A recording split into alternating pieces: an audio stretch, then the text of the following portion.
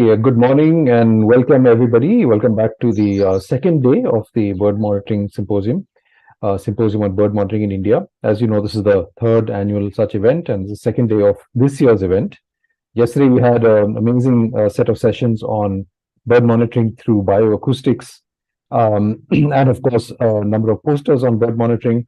And today, we follow a similar structure with another mini symposium, this time on the role of resurveys in understanding changes to our birds. And we've got a lovely combination of case studies from within India and also from elsewhere in the world. And today we also have a panel discussion about this as well as a keynote in the evening.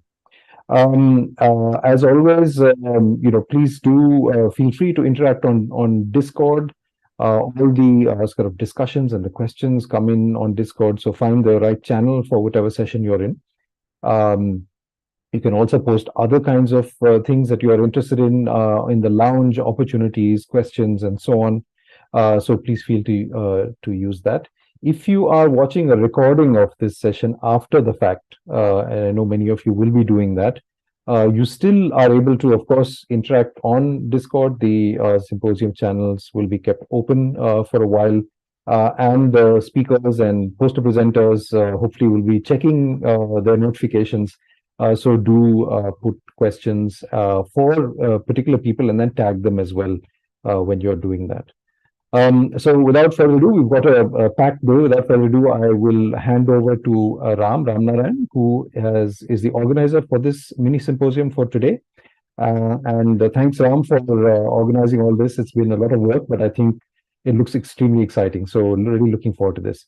Over to you, Ram. Thank you, Suhail, and for the warm welcome.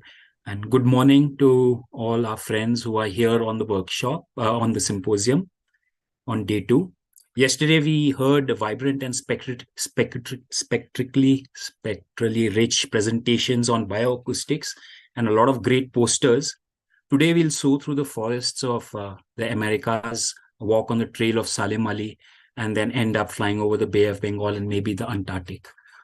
We have a rich diversity of talks. And without much more, I'm going to start with introducing our first speaker, Ari Martinez. He's an assistant professor of behavioral and community ecology at the California State University, Long Beach. His research program has been centered around neotropical birds, primarily in the Amazonian lowland forests of Peru over the last decade. He will help us understand more about the bird communities in the Peruvian Amazonian forests. So I'm going to hand over to Ari Martinez, and please post your questions onto the Discord server, and we'll take it at the end of his session. Over to you. Hi, everybody, and thank you so much for inviting us to participate in this mini symposium on the value of historical resurveys and follow-up expeditions for bird monitoring. Really looking forward to sharing experiences. So I'm going to talk to you today about a joint effort by a number of ecologists working in the neotropics to resurvey the plot on Kocha Cashew. It's a 100-year-old floodplain, mature floodplain forest. And this was originally surveyed in the 80s. And so we resurveyed it again a few years ago with some of the original crew members. So to talk about this, what I think is important to realize is that I think we're all interested, obviously, in how communities change through time. And as ecologists, that's clearly something that is central to ecology, is understanding that how communities are dynamic through time and space. And of course, this sounds like a simple question, but we know how daunting and challenging it is. And in fact, in the tropics, it's especially challenging where we all work in these areas where there's these hyper-diverse communities with lots of species. So it was quite a monumental effort for this to become a reality for the first time in terms of neotropical bird communities, where John Terborg and his lab, and colleagues in the early 80s eventually accomplished for the first time the surveying of an entire 100-hectare floodplain forest plot of neotropical forest to describe the entire structure and organization of a neotropical bird community. And they described over 245 species on the plot, 319 species total. And this was a study that led to a number of other studies to establish 100-hectare plots to look at the entirety of a bird community in various parts of South America and Central America, including in La Selva and Panama, and then in Tiputini, Ecuador, Manaus in Brazil, and Nurag in Guiana Francesa. And so there was a number of areas where these types of plots were then replicated to look at these types of communities over the long term. And of course, we're able to sustain some type of longitudinal studies, but the interesting thing is that they subsample parts of the community, not the entire community. And so this leads to a kind of a trade-off where a lot of effort was put into many years of getting time series data and subsampling these communities in these different 100-hectare plots. And so they were able to get time series data by using mist nets for birds that typically were in the understory. That's how most of these longitudinal studies have now reported trends of changes in communities over time. And then, of course, doing the whole community is a little bit more challenging when the area is very hyperdiverse. And so what ends up happening is these types of studies where you want to look at the whole community end up being more snapshots in time because it's logistically a lot more complicated. So, and that's in fact what we are reporting here today is kind of a snapshot in time from 1984 to 2018. So over 38 years, looking at these two snapshots and seeing how the community has changed. And in fact, the reason it's so challenging to do the whole community is because, of course, the diversity of species within a community is such that they all require a multitude of different types of sampling efforts. And in fact, the study from Cochacashu included a number of different types of census techniques to sample different types of birds in the community. There was, of course, spot mapping, which surveyed all the species that had kind of conventional territories where individuals sing kind of regularly. There, of course, were species that are very cryptic and don't sing a lot, which were caught through mist netting, and so they got relative abundance estimates. There were colony counts of monospecific colonial birds like birds in icterids, so related to the blackbirds, so caciques and oropendulas that have large single species colonies. And so doing a fraction, counting the number of individuals in colonies and going to those colonies and estimating the amount on a plot was something that had to be done specifically for those. There were group counts for things like parrots that fly over, and so you can't really see them. So when they're flying over there, you can get a sense of group size and kind of get an estimate of how many groups are using the plot and the average group size. And then, of course, there are these permanent mixed species flocks, which require the flocks themselves to be followed throughout their territories, and then estimating how many individuals of each species are in flocks and how many flocks are on a territory. So by doing that, of course, we had these original maps that we re-digitized from the early 80s. This is an original spot map that was characterized from 1982 for a Plumbeous antbird, where they estimated the actual point detections of all the individuals on the territory. And then this is from the actual paper. And then, of course, we actually redigitized what we found in 2018 for this species. And you can look, it's somewhat similar in terms of trying to estimate the amount of territories. And by doing this, we could get an estimate of abundance. And by doing this, in fact, what we then got were these comparisons of abundance from 1982 to 2018. And then we could look also to see if any kinds of functional traits or guilds or any kind of sociality or strata influenced, in fact, the changes in any changes in abundance that we might see, if they're driven by any particular characteristic. So to make a long story short, what we did find were large changes in certain types of species, mainly these big group species, but we think that might have to do with sampling error.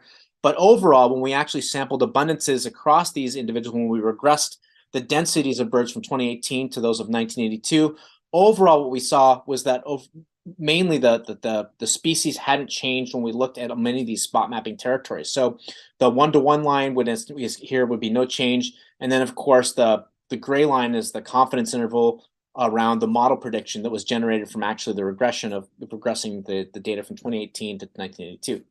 And so we really see very few changes overall.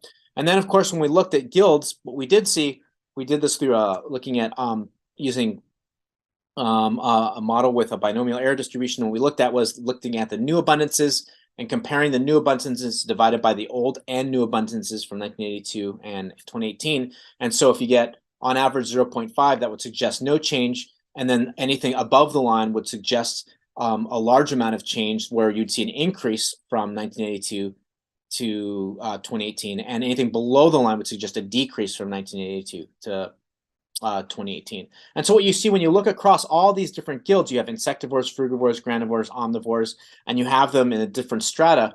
What you mainly see is that the insectivores show slight increases, and everything else really doesn't show much of a change, except for granivores, which would be mainly parrots, and like wood quail, which showed some decreases. And then, of course, when we looked at the same kind of metric looking at sociality, we see that understory flocks showed no change. Non-social species, mainly driven by those insectivores, tended to increase. And then canopy flocks, we did see a decrease. Bamboo birds, because bamboo die off, we did see a decrease. And then river edge species, we saw an increase.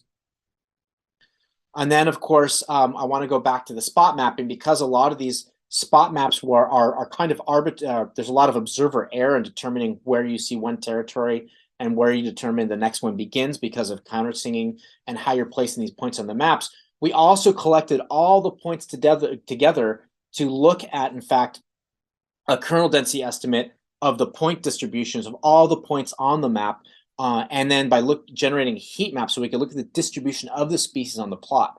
And in fact, what we see when we did that, for instance, was a high degree of similarity. So here we did it for the Plumbeus amper, and you can see when you go from 1982 to 2018, it's relatively similar. And in fact, we could do that for a number of species and look at, again, we could look at all these different traits to see how, in fact, these traits might explain the distributions of these species on the plot. And in fact, none of them actually, to make a long story short, none of these things explained the distribution of the KDEs on these 100 hectare plot. And what we did see is that, in fact, look here, if you look here, 6 species, look how similar, in fact, you can look at most of the distributions of these from 1982 to 2018. For instance, if you look at this second bird, Automolus rufipiliatus, here's this one territory in 1982, and literally over 35 years later, there's a single territory still there, most likely not the same bird. And then you can see that for a number of species, you have very similar territories. And in fact, when we looked at the lump sum of all the overlaps, when we looked at the overlap of the KDEs from 1982 to 2018, we did that across all the species, and we got a mean overlap, and we generated that against a null model that we generated through bootstrapping. And what we found from that, in fact, was that most of the observed median correlation coefficient was much higher than you would expect a chance for the overall amount of species for which we did this, which was over 120 species for which we had these types of maps, suggesting that the community really is quite stable from those 2 time periods.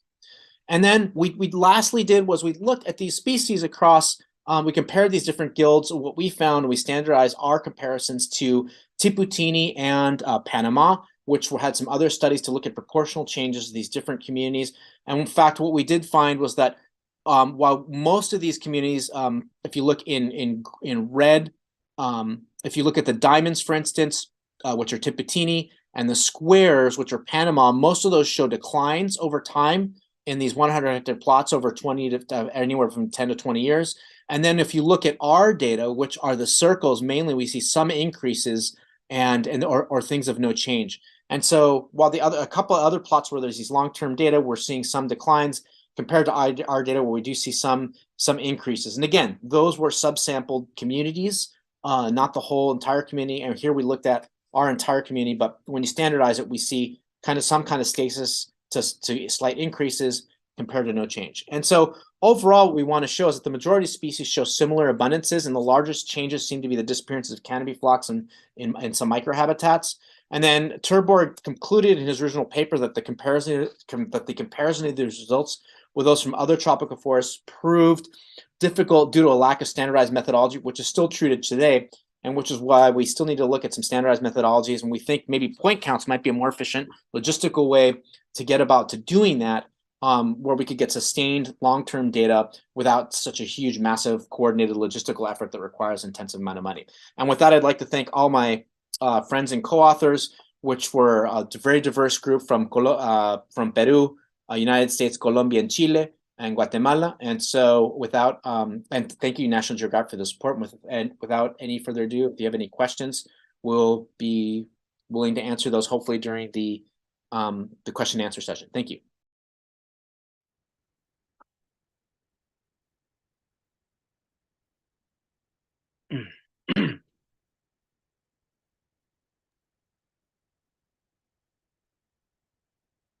Uh, Thank you, Ari. This was a very, very fascinating talk.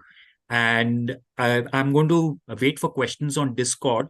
And while they come in, I wanted to pose a question that I had from my side is can you share a bit about the field practicality of doing the resurveys?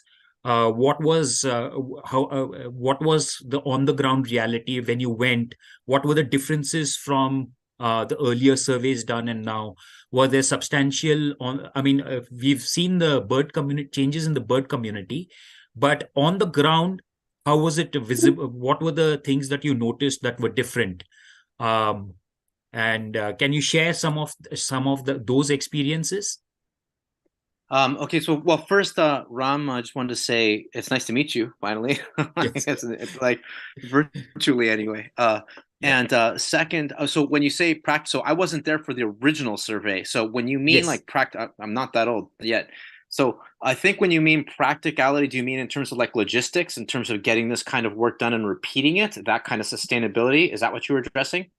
Yes, and Yeah, basically because the area is fairly deep in the Peruvian Amazon, and right. there would have been differences in terms of forest degradation, access, and also probably better tools. So, what were some of the differences that came up, and what was easier and what was difficult?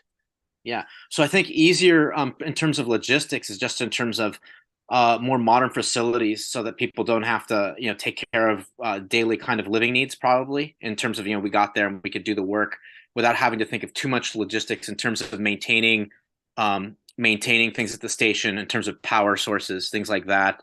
We had direct access um, to both light and computers and things like just things that seem like really obvious today. And the big deal with that, of course, is things like having everything from our reference libraries to ground check all the vocalizations that we're uncertain about. You could do that quite quickly, right? As opposed to they originally did it, they had tape recorders, which unfortunately I think a lot of the listeners don't even know what that is anymore. And Right. so it was quite, and we have sound program software to be able to back up what we had in terms of trying to verify IDs, like visually looking at spectrograms and things for some of the more uncertain things.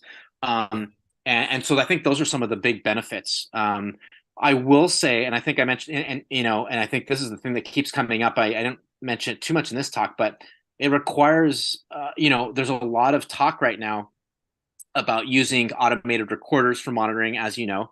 And I mean, unfortunately, I've been in the field myself, so I wasn't able to participate yesterday. And I'm hoping there's some answers to questions that we see kind of repeatedly posed. And that is, of course, the challenge being with automated recorders. It's great if you have like a full song of something, but when you have full songs of things that, you train on a clean image, it's one thing, but when those images are not clean and there's an infinite variety of combinations of overlap, how well does the training occur that you could use automated recorders to estimate some of these things in terms of looking at densities, which is a big issue, right? In terms of looking, in terms of any kind of monitoring, kind of abundance, density is the golden rule, right? As opposed to relative abundance. And I don't know. I missed yesterday. I would have liked to have had some answers. Then, if it's posted, Yeah. hopefully I can go back and check some of these Yeah. talks out, because that's the big thing. That is the big challenge. So I think, yeah. So there you go. I mean, in terms Yeah. of there's Yes. some of the things that are easy. Yeah. Go Yeah. ahead. Sorry. Yesterday's talks are all posted online. I'll send you a link Yeah. to that. There are some Great. questions on Discord, which I'll Okay. read out to you. Okay. The first is from Vishal. She says, she or he says, very cool work, Ari. What do you think is the significance of this work, and why was it important to resurvey this area? Yeah, it's a great questions. I think the significance, this is embarrassing, I think, really. And I think a lot of us are encountering this, right? Is that anytime we want to do monitoring, anytime you talk about monitoring and we're talking about time series data, which is really what we all want, I think. And time series means repeatedly going out and doing surveys, on some kind of regular interval basis, which is time and money. And so that is not sustainable from a financing point of view for a lot of us. And so that's some of the, that's one of the big challenges, right? And so the significance of this is that it's kind of a limitation at the same time. There's been 4 or 5 studies now in Amazonia and Central America and lowland humid forests of the tropics of the Americas, in which people have time series data, but they have time series data of maybe 10 to 20 years, which is massive, but it's always misnetting data. So it's subsampling community in the understory. And not to trivialize that, but there's this clear trade-off between being able to do and get some kind of sustainable type of sampling, and it tends to be for subsamples of the community. And it's telling that when we try to do something for the entire community, we have a snapshot. It's not really a time series, right? A lot of people are like, well, you're comparing 2 points in time, so that's kind of a big limitation.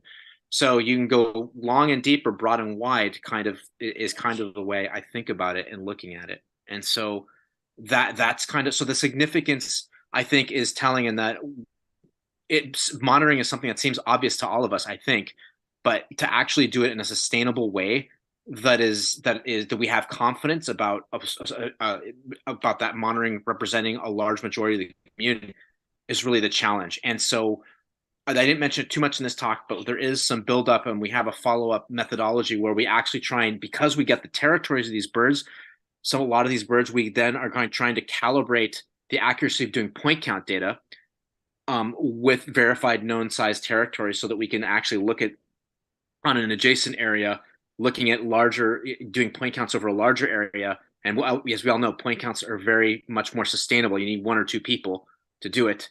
And you could do that much more repeatedly if you can calibrate the point count to the known densities. And there's some my colleagues who contributed to this work, Juan Pablo Gomez and Jose Miguel Ponciano, have developed some end mixture models that they're taking the lead on and trying to bridge the gap of trying to do something like point counts, which are more sustainable with known territory sizes of birds for in areas where we have a lot of rare species, right? Which M extra models are kind of challenging for that, but that's what we're trying to do. So there's some breakthroughs in terms of, we think, methodology. Sorry, long-winded answer. Sorry. Thank you. I have some more questions for you. Sure. The next is from Lakshmi Bhardwaj Ramanujan. The question is there any anthropogenic factors influencing the change in bird populations? And there are 2 more questions. So once you get over this, I'll ask you the next 2. Okay, so I'll make this shorter, right? So sorry about that. Yeah. So what the only anthropogenic changes would be indigenous communities that have hunted in the area, but they don't really hunt there. So we're talking uncontacted tribes that have used the area, but they haven't been there in years. And so, and in fact, we know that the anthropogenic changes are quite minimal, because you see a lot of large species that are typically hunted out, and they're present in the plot. So the anthropogenic changes, at least on a local scale, seem to be pretty minimal, and any kind of regional changes that we might think about, we really can't. We've done some interpolations in terms of precipitation patterns, where other studies are showing some aberration of precipitation patterns causing some of these long-term changes. We do not see those precipitation patterns changing in the area, and so we don't see any kind of changes in larger scale things that people would infer like are climate driven, at least yet. However, some groups are notably down, and we don't know why that is, but it's a small percentage of the community. So we have time for one more question. This Okay. is from Ghazala. She says, amazing work. And did you face any issues in quantum of data when you attempted to compare 82 data with 2018?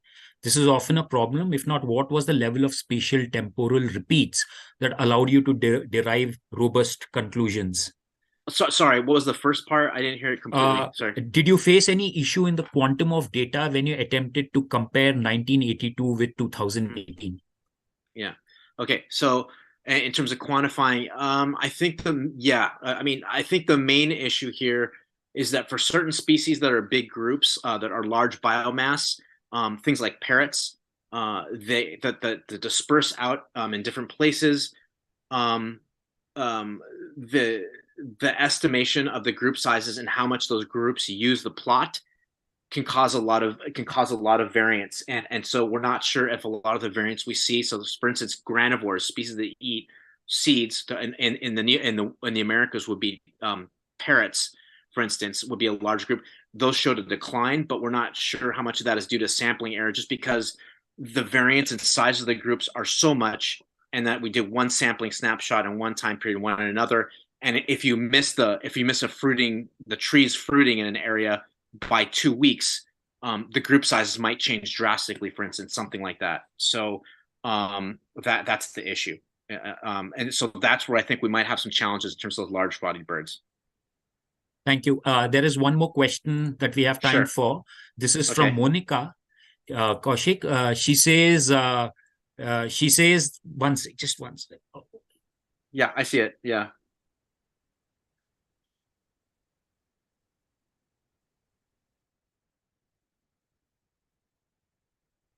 So I think like with the granivorous birds, should I read the question, or does everyone have read it? I can't hear you. Ram, you're on mute. Does the dots on the spot map show an increase in abundance? Dots appear significantly more for 2018. I'm a bit confused about the contradictory observations from the Himalayan foothills forests. Here, decrease in canopy insectivorous birds due to disturbances related to an increase in granivorous birds. However, on your side, both gills decreased. What do you think is the cause for this disparity? Yeah, so great question. Yes, there seems to be, like, if you look at the dots on the map, which show the heat maps of the KDEs, it shows an overall increase in terms of like bird diversity. It almost seems like for a larger proportion of the plot. We think that has to do with better, robust references for bird calls, and there were more of us. We had more sampling effort, so we more evenly covered. We think that might have a variance in the two plots. As for the and so we just think it might be sampling. But in terms of a decrease in canopy insectivorous birds, we don't know, like, for the flocking birds, why they decreased. And then the granivorous birds, again, that might be a sampling issue in terms of these flocking things. And so we're not. The canopy is very suspect. That's definitely happening for sure, because they're very easily reliably sampled. We don't know. We don't have an answer unless there's some variation of what's happening in the canopy with insects in the canopy, because these birds are constrained to the canopy. And is there a differential decline of insects in the canopy versus the understory? Have no clue. No one sampled insects there. We all know the story with insects. I mean, we need to be sampling insects, and we need to be collaborating more with entomologists. Yes. In fact, on that note, when you mention insects, I'll say thank you. Really, really nice to have you here, both live so late in the evening from California. And we'll be in touch. There are some more questions on Discord that we'll send to you, and then you can either answer via Discord or via email, and we'll pose it back to the people who've asked. Thank you, Ari. Thank you. Really great to have you here. And now we'll move on to the next talk. Thank you. Thanks. Our next talk is by Graham Montgomery, who is also joining us late night from California. He is a PhD candidate at the University of California, Los Angeles, in the lab of Dr. Morgan Tingley. His research focuses on insect declines and how insectivorous birds may be affected. He uses a variety of approaches, from evidence synthesis to ecological monitoring to historical resurveys. His talk will be about avifaunal changes in the Smoky Mountains recorded over 4 decades. So we're going to go over to Graham Montgomery's talk.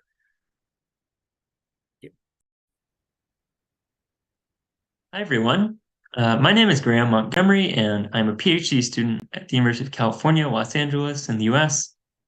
And thanks for having me. It's exciting to hear from so many people who are also interested in avian monitoring and ecological monitoring. Today, I'll be talking about a series of resurveys done in Great Smoky Mountains National Park in the eastern US, and presenting some very preliminary data. This is part of my broader interest in insect declines and how insectivorous birds may be affected. I wanted to start off with a little bit of background about the state of the birds in the US and Canada. So this paper came out in 2019, Rosenberg et al., and they found that we've lost from our total avifauna about 3.2 billion individual birds since 1970. And these losses are concentrated in American sparrows, wood warblers, blackbirds. House sparrow is one that's a non-native here. Swallows, nightjars, swifts.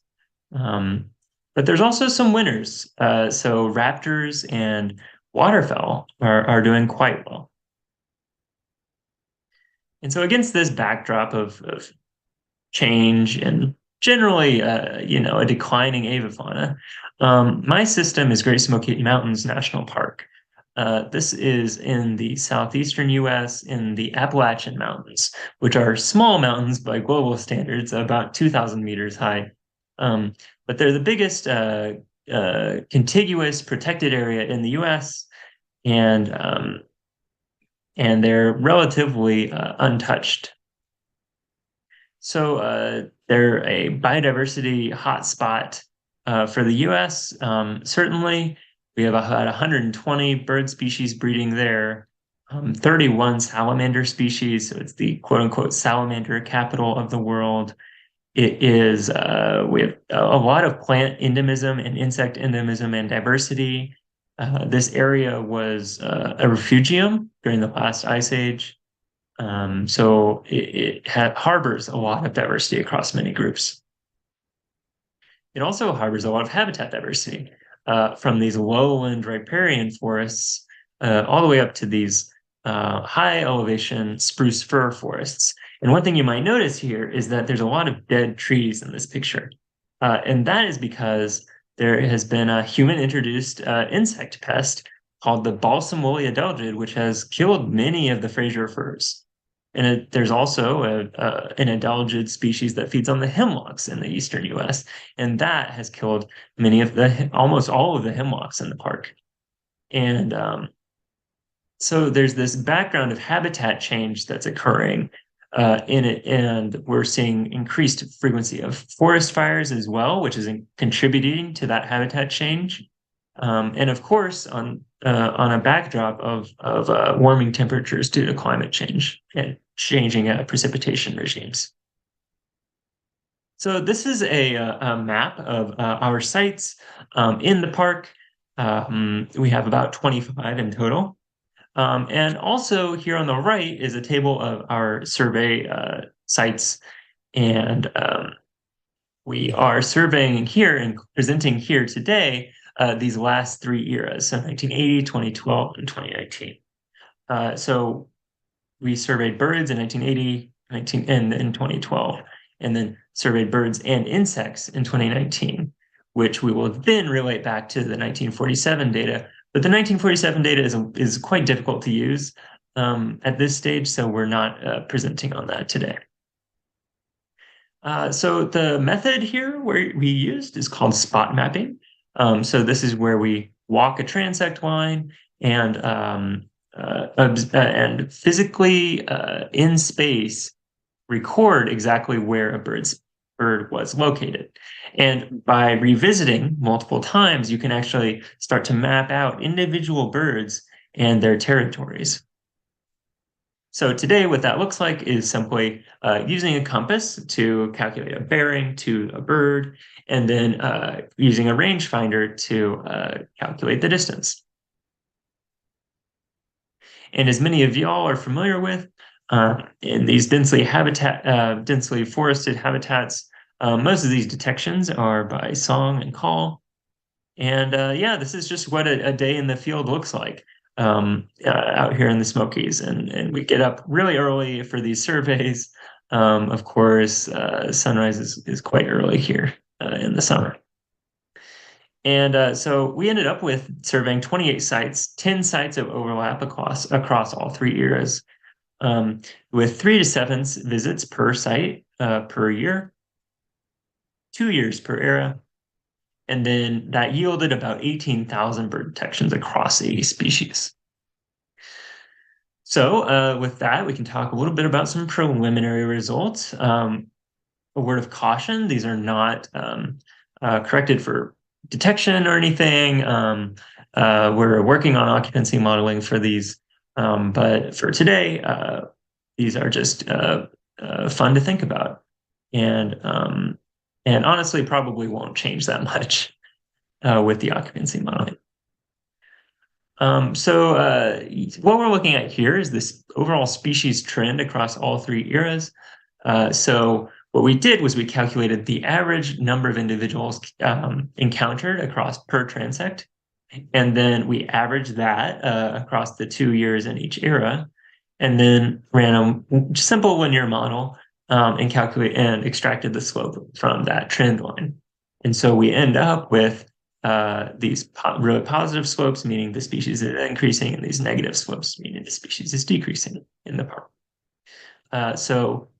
Just to point out a few, we have this group down here of species that is experiencing declines.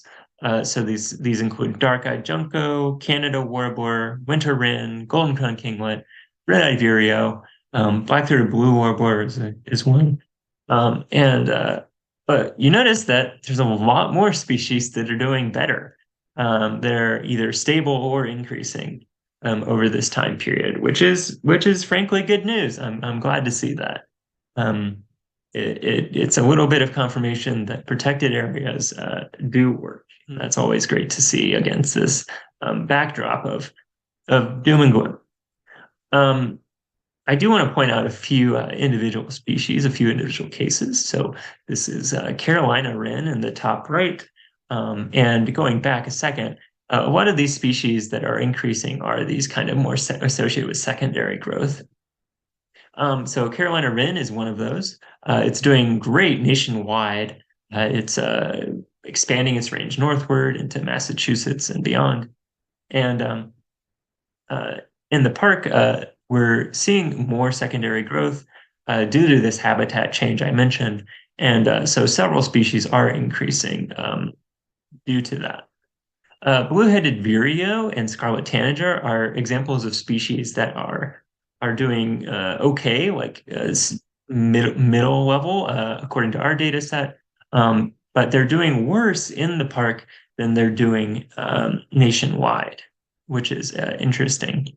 And then dark-eyed junco is this example that I pointed out a second ago that is really crashing according to our data in the park.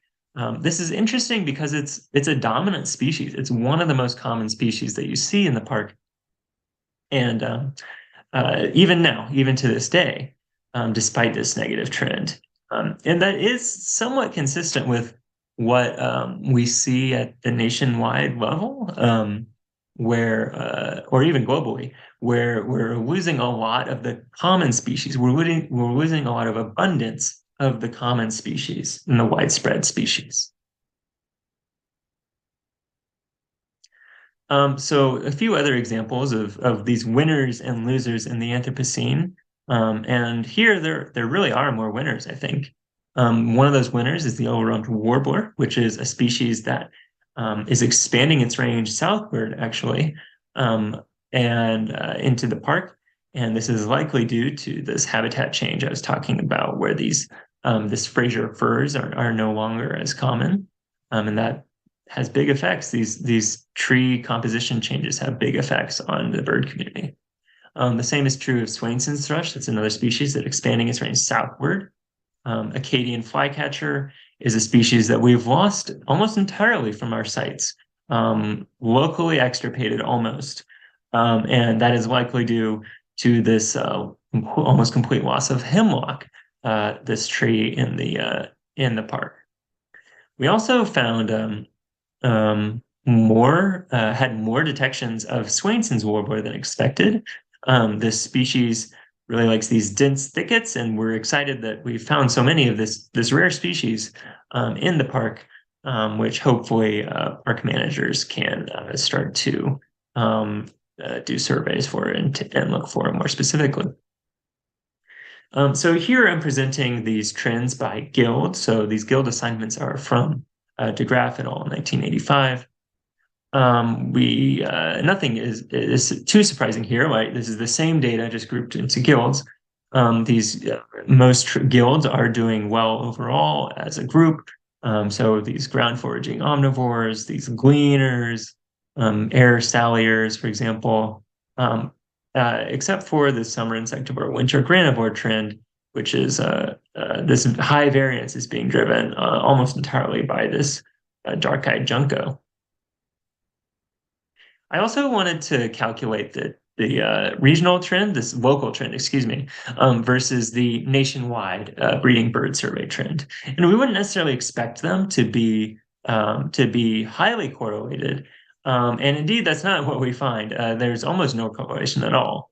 And that makes sense on some level because the drivers in Great Smoky Mountains are very different from those occurring nationwide. It's a protected area that is relatively pristine despite all this habitat change that is going on indeed.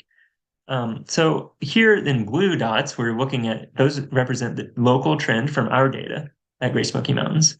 And these orange dots represent the nationwide trend from the breeding bird survey, which is a nationwide citizen science effort. Amazing data set going back 60 years, really valuable and also open data. So some things that are doing better in the park than they are nationwide include veery, wood thrush, eastern towhee, Canada warbler, chimney swift, black-throated green warbler, and some things that are doing more poorly include scarlet tanager, blue-headed vireo, black-capped chickadee, dark-eyed junco again, not coming back. And then comparing this to a subset of this BBS trend, from these breeding bird surveys, we see that there's even less of a correlation, which is, or at least there's no correlation, which is a little more surprising. And I think really should remind us of the importance of local monitoring for when we are interested in site-specific trends. We also calculated some community metrics here. So here we're looking at just species richness by site, by era across the 7 sites displayed here. This big jump in species diversity is at a site that was burned by a fire. So there's a lot more secondary growth. But overall, stable or generally increasing trend in species diversity. We also looked at biomass, which is something that I think doesn't get looked at that often in my experience, but I think is an important indicator of ecosystem function. So this bird biomass is just calculated by adding up all of the mass of all the birds in the community. And one interesting thing here that I wanted to point out, mostly stable or increasing trends generally, but is this site before that had a big increase in species richness actually started to decrease in biomass over the last 2 time periods, which I think is due to the presence of a few individuals of some rare species. Like we had 1 yellow-breasted chat, we had 2 chipping sparrows. And so that has an outsized impact on species richness. And so I think that's just an example of why biomass can be really useful and interesting. We also, just to finish up here, we also talked about looked at elevational trends. So here is the average elevation in yellow in 1982 and the average elevation in 2020 in purple. And next to each one is a plus or a minus to show if it went up or down on average. And we find that it's a mixed bag, maybe a few more pluses than minuses, but pretty mixed. And I think that is primarily due to this backdrop of habitat change being really important, this local habitat change being as important perhaps as this overall climate change story here. We would expect all of the species or most of the species to be moving upslope. Instead, we're seeing it's about 50-50. So next steps, incorporating data from this 4th earliest time period, of course, as well as incorporating bird data from other sources like NEON, which is a nationwide monitoring program for many types of ecological data, which is open and it's just started in the last 5 or 7 years. And then incorporating insects, right? This is why I wanted to do this project in the first place, and what I think is most valuable about this data set is this baseline insect data. And so there's a lot of insects in my future. I've collected thousands of them, and I'm now processing, and I'm excited for next steps. So yeah, I'll stop there. Based on these data, there's some good news. Species trends are local, and elevational trends seem to be driven by habitat change more than climate change. So with that, thank you all for listening. Questions. First, I want to say very nice to meet you, and grateful you can join us so late night from California. And thank you. A really amazing talk. And there's a whole series of questions on Discord. I'm not sure if you're on Discord or not, but I'll start with the first few ones. First is from Ghazala. She says, very interesting to see a large number of species. I'm interested to know if you and your team were able to follow the same sampling techniques, trails, and keep the number of observers constant through the study period from 1980 to 2019. Yeah, that was something that we really tried to do as well as possible. And we had, to go back, we had essentially three different snapshots in time. One in the 1980s, one in the 2010s, and one around 2020, but for about 2 years each. And yeah, across those three periods, we had the exact same methods in every way possible, and same transects and everything. And like we revisited the sites with the previous surveyor to make sure that it was exact same sites and everything. Yeah, but also like there is definitely, observer variability, although I feel really pretty good about this system minimizing that. But yeah, so we're going to try to account for some of that with occupancy modeling. Yeah, I just wanted to add a follow-up question is when you mentioned that the previous surveyor also came along, do you think the changes in birding techniques and observation techniques have a role to play in influencing the observations itself? Because as we're getting more experienced as birders with better tools, with pre-information about where we can expect to see what, how do you account for those differences? Yeah, I totally think that does play a role. And like, for example, we have way better resources for like learning the bird songs and calls. And like maybe there was a couple of calls, like the Veery call that Dave Wilco or whoever might not have been aware of, that really increased detection for that species. And that's totally possible. I think with some of these kinds of like occupancy modeling techniques, I think we can at least see if that is the case, which is the next step for me. Thank you. There is one more question that we can take. This is from Rishal. Nice talk, Graham. Did your survey methods account for altitude gradation and change in vegetation? Has there been any from the previous survey as well? I'm guessing it's about the vegetation survey from the previous surveys. Yeah. Totally. Yeah. We have a lot of vegetation survey data at all of these sites, and we think that plays a key role. Haven't really quantified it yet, but I think that is a big part of the story is this habitat change and like the loss of certain tree species, because it has changed a lot. Thank you, Graham. I'm going to close now. Once again, very grateful for your presentation and for your making time to join us late in the evening. I request you to join Discord and look at some of the other questions that have come there.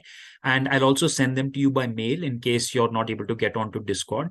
Once again, thank you for watching. Thank you for presenting, and thank you for being here. With that, I'm going to move to the next presentation. We are going to migrate from the Americas to South India.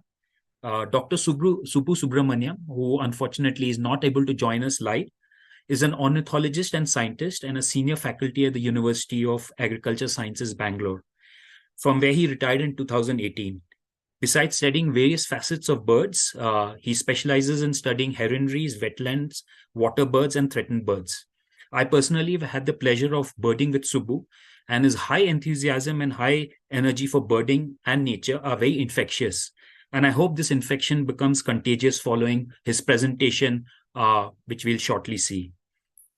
Any questions that you have for him, please post on Discord. I will communicate these to Subbu, and he will get back to us.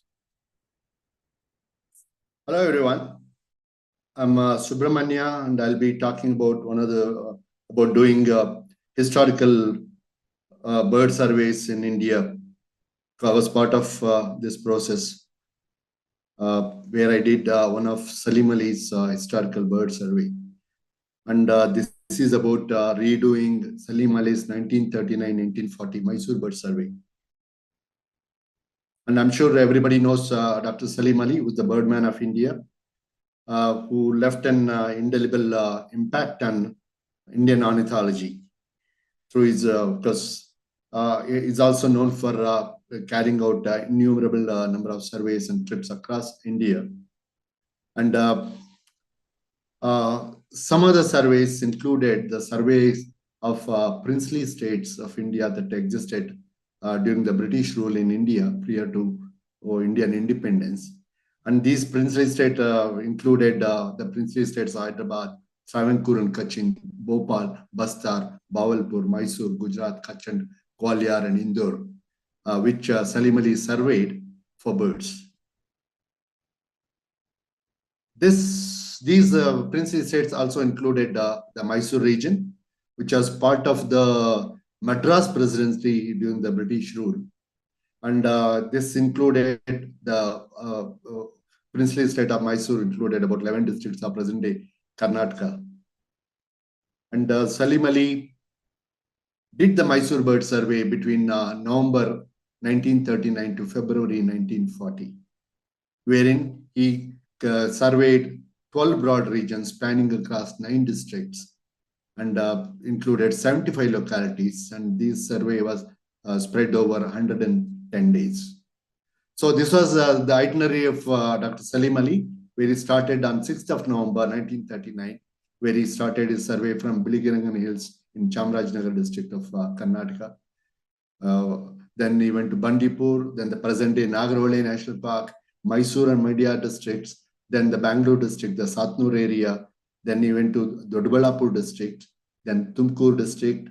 Then from there he moved on to Chitradurga district, then Hassan, followed by Chikmagalur district, where he surveyed Kamangundi and Babamudun Hills and Jagar Valley areas. Then other larger region that he covered was the Shimoga district, where he covered 3 localities, namely Settihalli, Agumbe, Jog, and finally ended his survey by surveying the Kolar, Goldfields, and Kolar districts. As I said, this survey of Salim Ali was spread over 110 days. And the planning for the Mysore bird survey actually happened at this estate, the Vanamati estate, which is found in Biligirangan Hills in Chamarajanagar district. And this estate was owned by one of the Scottish coffee planter by name Randolph C. Morris, Rolf Morris, who was a hunter naturalist and was a great friend of Dr. Salim Ali. And here at this bungalow, the entire survey itinerary for Travancore Cochin survey and also the Mysore bird survey happened. And the preparation for the Mysore bird survey happened right in 1932 itself, and Salim Ali moved to Kotagiri from after the Hyderabad ornithological survey, wherein Salim Ali wrote to the Mysore Darbar for permission and also funding. But unfortunately, the funding didn't come through, but the Mysore Darbar permitted Dr. Salim Ali to carry out the bird survey. But Salim Ali's another friend, S.H. Pratt, wrote to American Museum of Natural History, asking them whether they would be interested in the Mysore bird survey, whether they can fund it. And AMNH readily agreed to fund the survey, and Salim Ali asked for you may not believe, just about 4,000 rupees to do the entire survey for 110 days. In 1980-81, I went to work with Dr. Salim Ali. I worked in different parts of India under his bird migration project. And also later in 1997-98, I went to work at BirdLife International in Cambridge, where I started researching for the Threatened Birds Asia book, for which I was invited by Richard Grimmett. And during the researching for this book, I actually, for the first time, read through the entire article that the paper that Dr. Salim Ali has published on the Birds of Mysore survey outcomes, which was loaned to me by Tim Inskip. And also, this is where I got to know the entire survey details.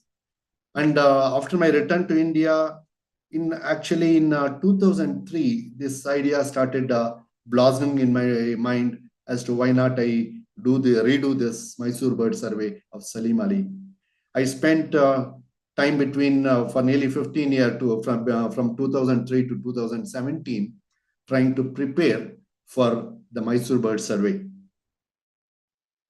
And because I could not do this survey earlier, mainly because my university would not permit me, would not grant me about 110 days of leave of absence from my work. So I had to wait till I retired in 2018.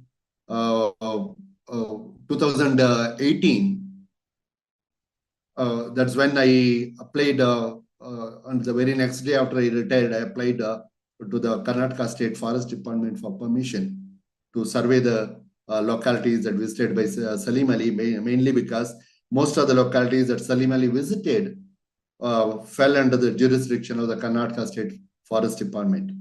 And Salim Ali's paper had these detailed accounts on the locations, dates, and the number of specimens of every species that he surveyed were collected. And the paper was as detailed as this.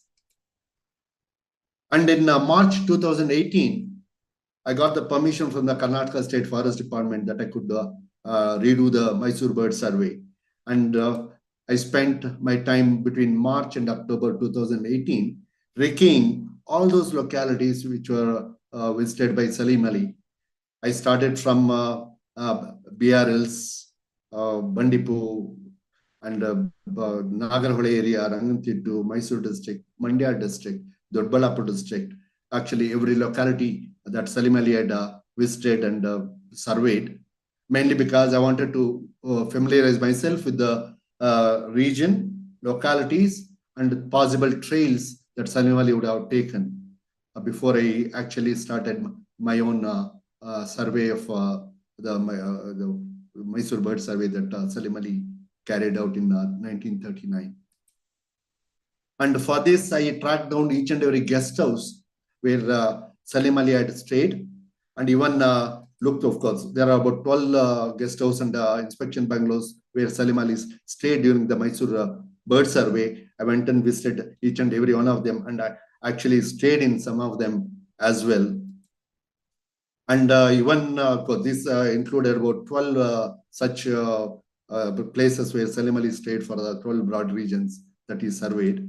And in some of the guest houses, actually, I looked through the guest house register, where in some of the guest houses, actually, there's an entry made in the register by Salim Ali that he stayed at the guest house during the Mysore bird survey that he carried out between 1939 to 1940. And finally, after recceing all the locations and also preparing for everything, even I visited the archival facilities available at BNHS and also National Archives in New Delhi to look for material that's available on Mysore bird survey. And finally, on November 6, 2018, I kickstarted my survey after 78 years. And my itinerary included the same localities, visiting the same localities on the same dates, but after 78 years. So I started my survey on the very lawns of the Vanamati estate, where like Salim Ali did on the 6th of November, and I surveyed Biligangan Hills, Bandipo. Then I went to the present-day Nagarhole area, then to Mysore and Mandya district regions. Then I went to Bangalore district in Satnur, Shivansamudra, and also even went to the Tamil Nadu, Thalli forest areas. Then went to Doddaballapur, Chikballapur district, Devarayandurga, Tumkur district, Chitradurga district, and then I went to Hassan district and visited a grassland in Coorg area like Salim Ali did. Then I covered the Chikmagalur district where I covered the Bababudin Hills and Jagar Valley. Then I shifted over to Shivamogga district covering Settihalli, Agumbe and Jog Falls regions. And finally, like Salim Ali did, I ended my survey in Kola Goldfields on 25th of February 2019. And this is the route that I took. This is the route that I took. I started from Billigan Hills, then I went to Satyamangalam, then I went to Bandipur, Nagarhole regions, then went to Mysore, Hunsur, then came to Mandya, then to Satnur, Devarbetta, Bangalore, then went to Nandi Hills, Tondebavi, Makli Durga, Devarayandurga, Namachilmain, Tumkur areas, Hiriyur and Jogimati and Haliyar in Chitradurga district. Then I went to Hassan, Satleshpura, where I spent delightful days at Kadamane Estates. And then went to Jagar Valley and Kamangundi in Chikmagalur district. Then I shifted out to Shivamogga to cover Settihalli, Agumbe and Jog Falls. And finally, I ended my survey at Betmangla and KGF like Salim Ali did. Because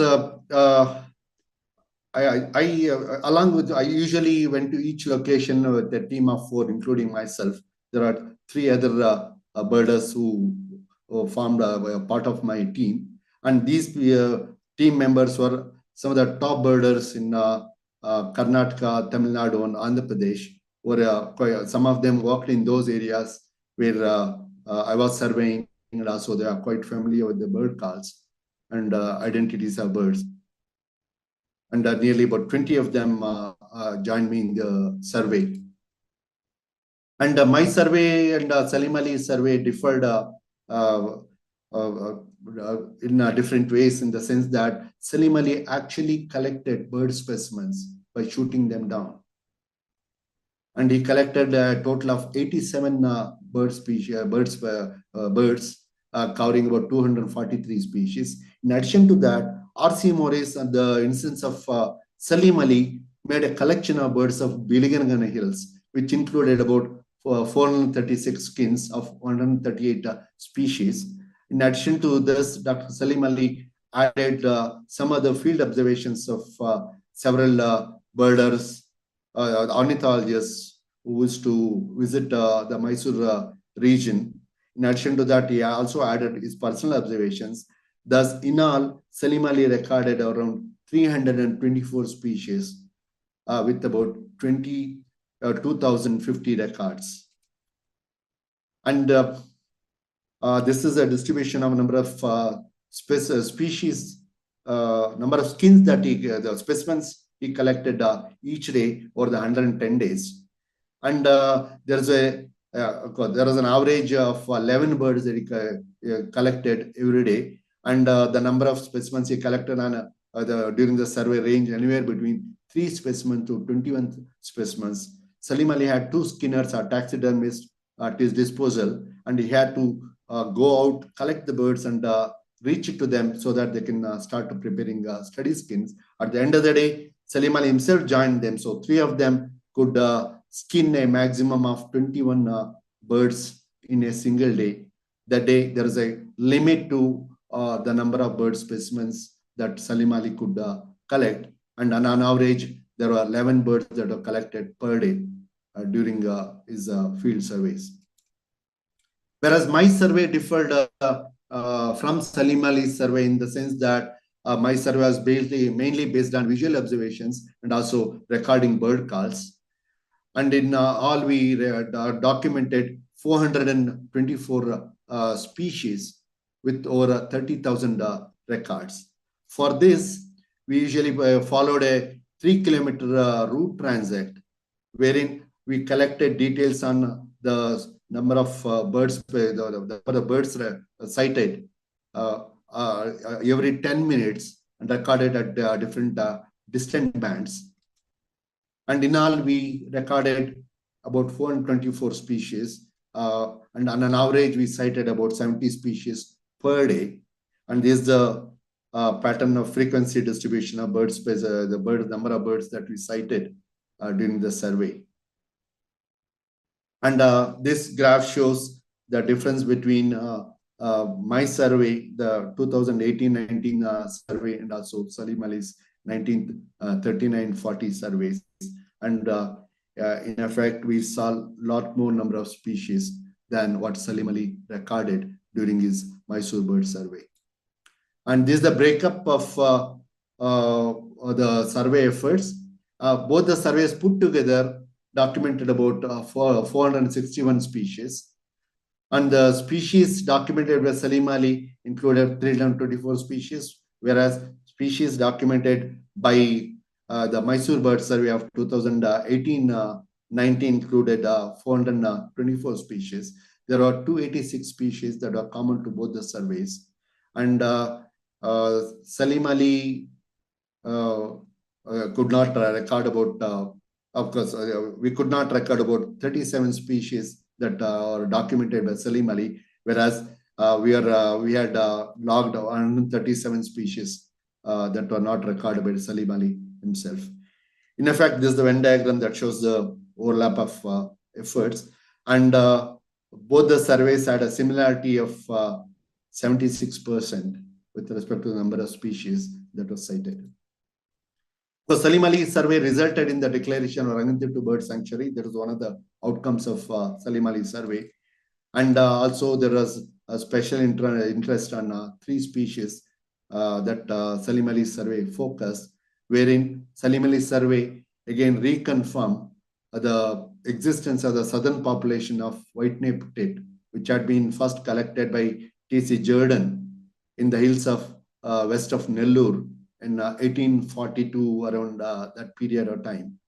And Salim Ali survey actually reconfirmed the presence of this population. Otherwise, this species has a disjunct distribution where there's a larger population present across Rajasthan and Gujarat. And Salim Ali survey also discovered a new subspecies of a new race of rock bush quail, which was called as the laterite rock bush quail, which had a distinct reddish plumage compared to the nominate race. And also Salim Ali survey came across the presence of striped-tit babbler, which is usually found in northeastern India, and also the distribution range stretches till about Vizag Ghats. But Salim Ali did collect this specimen in the bamboo margined banks of Kabini River in Nagrole region. But this is a striped-tit babbler found at the Kabini River bamboo thickets by Salim Ali.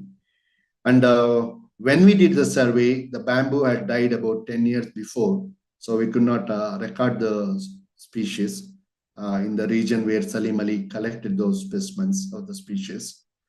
And white-naped tit, we did record white-naped tit. We heard them, but we could not pursue the birds to collect some photographic evidence, mainly because there was an increased presence of elephants and the forest guards in Satmangalam area at the Dimbang Ghats, where R.C. Morris had collected the specimen, said that we can't go any further into the forest because of the presence of elephants.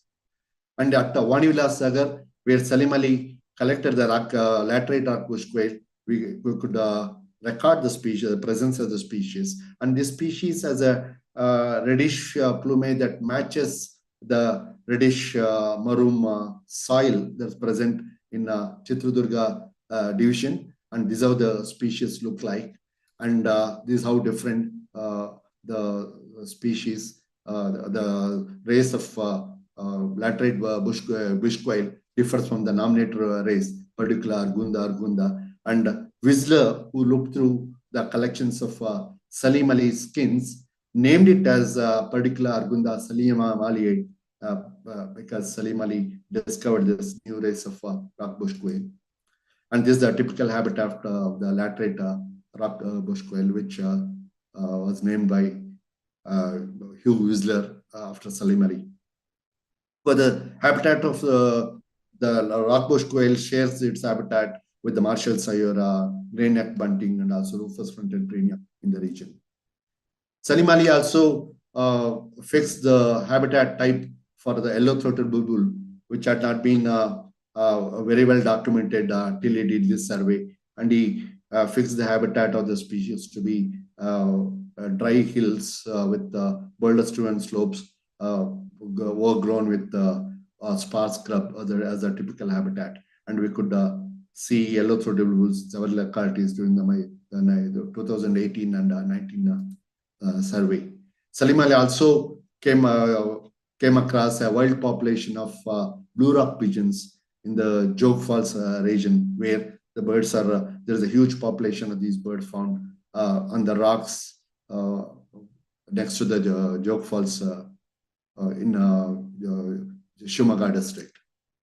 Because the survey also gave us an opportunity to look at some of the amazing bird species that are found in Karnataka, like the flame-throated bulbul, oriental dwarf kingfisher, oriental turtle, and very surprisingly, rufous-bellied hawk eagles were seen in teak plantations in Shimoga district. And also there are white-horned laughing thrushes, Nilgiri flycatchers, black and orange flycatchers, and Nilgiri blue robins that we discovered. And a leaking water tap in Chitradurga district was a home for a wide variety of thrushes in a very, very dry area. They're quite surprising. And also there are lakes where there are innumerable number of water birds that we recorded. And also the survey led to a variety of bird habitats.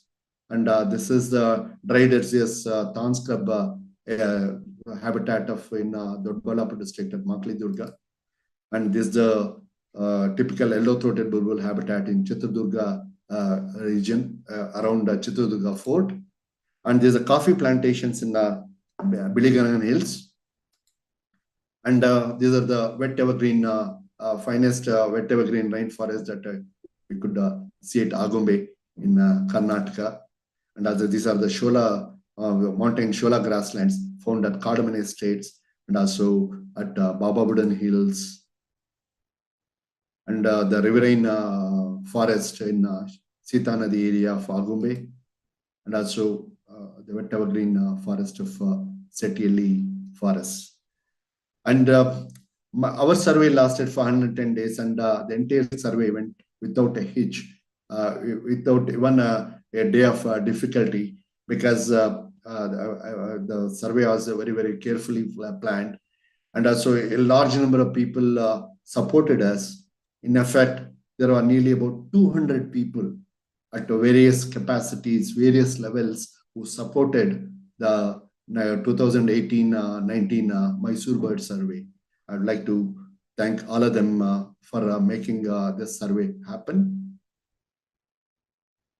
This included a whole lot of people. Now I try to think whether, of course, whether I can redo the survey sometime again, because the number of people involved in making this happen was really amazing. Because there are a lot of people contribute their images that went into this presentation.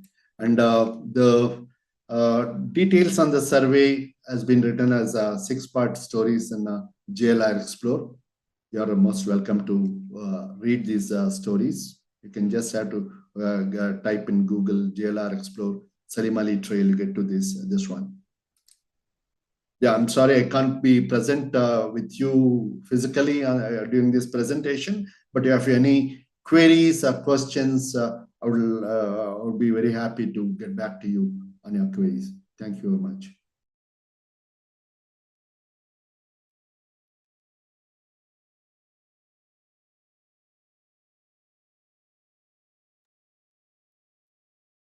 Thank you, Dr. Subbu. For the audience, Subramanya is not able to join us due to some personal commitments. He has said that he will watch the live stream and also watch the questions on Discord. So please post your questions for him on Discord. and he will get back to us via email or via Discord. Meanwhile, we will now go into a shortened tea break, and I request all of you all to please join us at 11:30 for the post-tea session, in which we are going to go from the South Pole to the Bay of Bengal and then back to the Americas for more interesting talks on resurveys. So see you at 11:30. That's about 14 minutes from now.